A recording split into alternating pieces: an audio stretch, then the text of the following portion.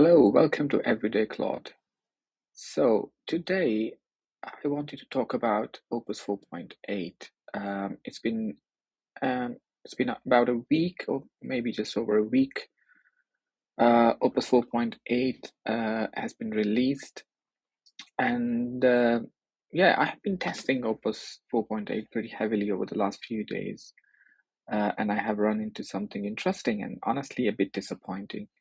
In my workflow, Opus 4.7 and even 4.6 have been incredibly reliable when it comes to picking up key details in a prompt, especially around backend changes, database migration, and schema updates. They have always been sharp at catching those nuances, but with this new Opus 4.8, and I have noticed a clear drop in that reliability. In multiple tests, it completely missed important details that were explicitly stated in my prompt. For example, I mentioned that the database shape was changing and that a new migration was required. So the migration in this case is a MongoDB related thing. So, for example, your data uh, says that it contains field A and you just want to change it to add another field, let's just say field B. So that's the kind of thing you do with migration. So I explicitly said that the shape is changing and this is what I would like you to do. But 4.8 just ignored it. Previous versions never missed that.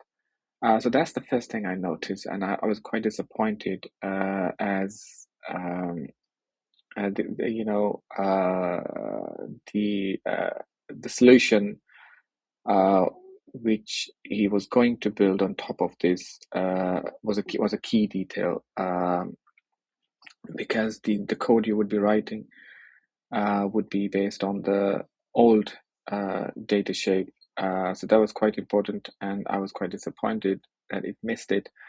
To give you another example, it uh, another example. I clearly explained that if a database field is null, that means options should fall back to settings ABC. So, for example, there is a location setting, and I said, okay, if the location is not set, then fall back to company's location.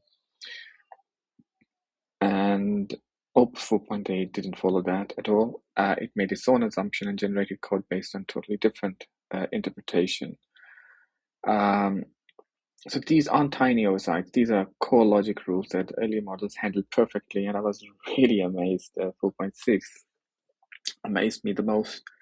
I thought 4.7 was close, but they changed the tokenization of the token consumption, the way it handles internally. Obviously, it was costing way too much than 4.6.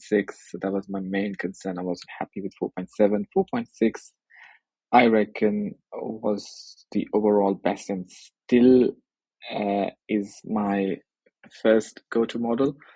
As I said, for most of the tasks, you don't need the complexity of these models. They're slower, they think too much.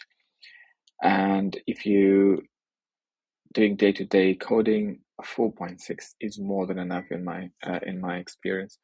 So right now, based on my testing, 4.8 feels like a step backward in terms of attention to detail and reliability for backend heavy tasks.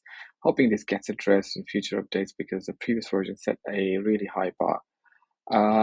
Yeah, just wanted to touch upon this, and with some more videos, I shall see you